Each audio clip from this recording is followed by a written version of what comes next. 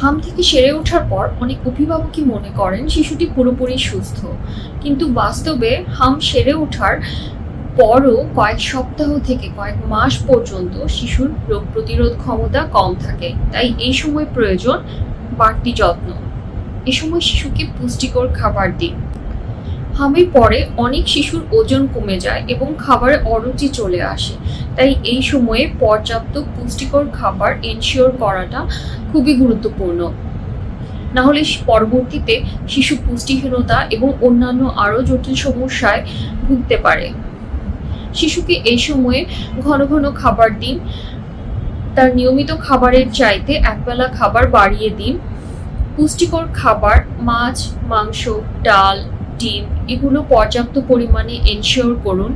ফলমূল, শাকসবজি এগুলো ডায়েটের মধ্যে রাখুন। শিশুর পছন্দের খাবার রাখুন যাতে সে খেতে আগ্রহী হয়, এবং যথেষ্ট পরিমাণ তরল খাবার নিশ্চিত করুন। চিকিৎসকের পরামর্শ অনুযায়ী ভিটামিন এ ক্যাপসুল দিন।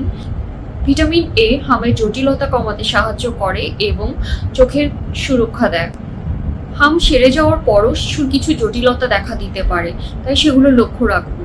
শিশুর শ্বাসকষ্ট হচ্ছে কিনা, দ্রুত শ্বাস প্রশ্বাস নিচ্ছে কিনা, কোনো খিঁচুনি হচ্ছে কিনা, শিশু নিস্তেজ হয়ে যাচ্ছে কিনা, ডায়রিয়া হচ্ছে কিনা। মনে রাখবেন, হাম শিশুর রোগ প্রতিরোধ ক্ষমতাকে দুর্বল করে দেয়। তাই হাম সেরে ওঠার পরও 2-3 মাস শিশুর বারবার নিউমোনিয়া, ডায়রিয়া, পুষ্টিহীনতা হওয়ার ঝুঁকিতে থাকে। তাই এই সময় প্রয়োজন বিশেষ যত্ন এবং সচেতনতা।